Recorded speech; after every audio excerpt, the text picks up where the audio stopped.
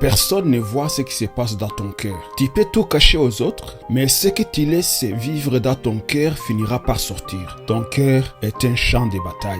Mon cher ami, bonjour. Aujourd'hui, on voit l'épisode 2, le combat pour le cœur. Dans Proverbe 4:23, la Bible dit « Garde ton cœur plus que toute autre chose, car de lui viennent les sources de la vie. » Ce verset est fondamental. Il nous dit que tout commence dans le cœur. Avant une parole, il y a une pensée. Avant une action, il y a un désir. Et avant un désir, il y a un cœur qui a accepté quelque chose. Jésus l'a dit clairement dans Matthieu 15:19. Car c'est du cœur que viennent les mauvaises pensées. Les péchés ne commencent jamais à l'extérieur. Ils commencent toujours à l'intérieur.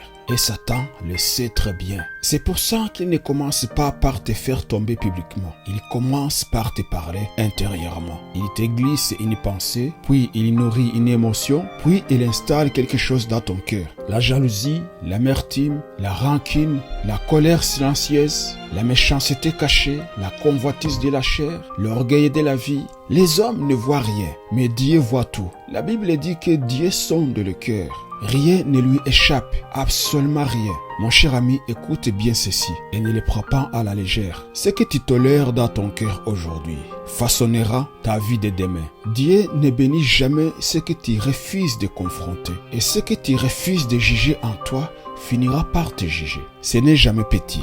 Ce n'est jamais sans conséquence. Une pensée tolérée devient une forteresse. Une émotion nourrie devient une prison. Le cœur n'est pas un espace neutre. S'il n'est pas gardé, il est envahi. Et un cœur non gardé devient une porte ouverte. Et une porte ouverte n'a pas besoin d'être grande pour laisser entrer la destruction. Satan n'a pas besoin de t'attaquer frontalement. Il lui suffit que tu acceptes ce que Dieu te demande de rejeter. Il lui suffit que tu protèges une blessure au lieu de la livrer à la lumière. Mais écoute bien, un cœur gardé devient une source de vie. Pas une source de religion, pas une source d'apparence, une source de puissance, une source de liberté, une source de vérité. Alors arrête de te demander qu'est-ce que les autres pensent de moi. Pose-toi la seule question qui compte vraiment. Qu'est-ce que je laisse vivre dans mon cœur alors que Dieu me demande de l'abandonner? Parce que ce que tu refuses de déposer aujourd'hui déterminera ce que tu perdras demain. Mon ami, si ce que tu viens d'entendre t'a interpellé, ne garde pas ce message pour toi seul. Partage cette vidéo avec quelqu'un qui traverse peut-être un combat intérieur et qui a besoin de lumière. Et dis-moi en commentaire simplement, qu'est-ce que tu choisis de ne plus laisser entrer dans ton cœur?